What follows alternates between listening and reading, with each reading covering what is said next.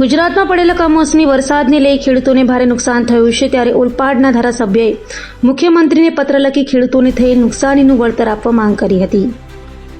સુરતના ઓલપાડ વિધાનસભાના ધારાસભ્ય મુકેશ પટેલે મુખ્યમંત્રીને પત્ર લખ્યો હતો.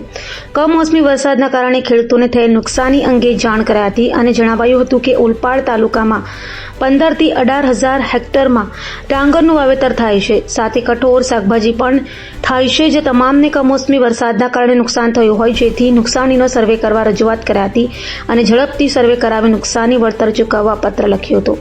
મહત્વનું છે કે નવા વર્ષથી સતત વરસાદ વરસ્યો હતો, જેના કારણે ઓલપાડ તાલુકામાં ડાંગરના પાકને સૌથી વધુ નુકસાન થયું છે.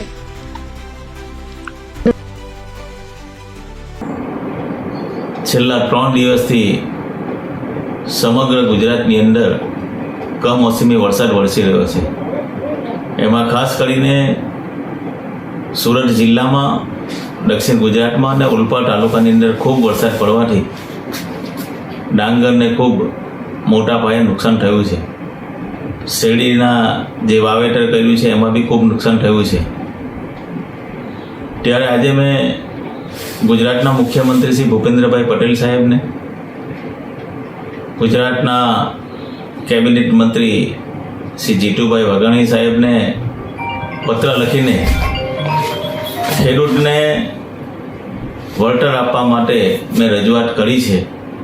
અને ભૂપેન્દ્રભાઈ પટેલ સાહેબે તમામ મંત્રીશ્રીઓને આ વિસ્તારની અંદર જે નુકસાન થયું છે એનો સર્વે કરવા માટે પણ સૂચના આપી દીધી છે.